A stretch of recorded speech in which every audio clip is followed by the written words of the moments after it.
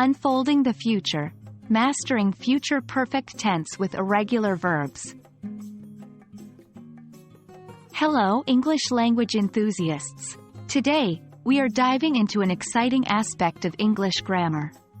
We're going to tackle the future perfect tense and how it works with irregular verbs.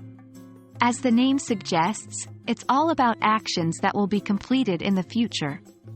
So, strap in, because we're about to time travel in language. The future perfect tense describes an action that will be completed before another specific time or event in the future. It's used when we want to project ourselves forward in time and look back at what has happened. The structure is pretty simple. Subject plus will have plus past participle of the verb. Let's see an example with a regular verb. By the time you arrive, I will have cooked dinner. In this sentence, the action of cooking dinner will be completed before the future event of your arrival. Now, what about irregular verbs? These are verbs that do not follow the standard rules for forming their past tense or past participle forms. For instance, we don't say braked for the past of break. Instead, we say broke. In the future perfect tense, we use the past participle form of the verb, which, for irregular verbs, can be quite different from the base form.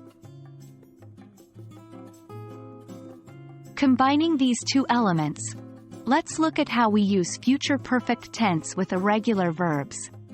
We'll stick with our will have structure, but now we'll use the past participle of an irregular verb. Take the irregular verb, go. Its past participle is gone. So, an example would be, by next year, I will have gone to France. This means that the action of going to France will be completed before the specified future time, next year. Let's do another example, this time with the verb write. Its past participle is written. In 2 hours, she will have written the whole report. Here, the writing of the report will be finished before the future time, in 2 hours.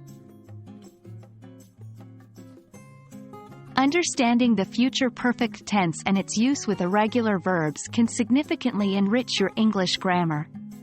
It allows you to precisely express actions completed before a certain time in the future. With some practice, you'll be using this tense confidently and effectively. Remember, learning is a journey, and every step counts. So, keep practicing, and in no time, you will have mastered the future perfect tense with irregular verbs. Until our next grammar adventure, keep learning and happy studying.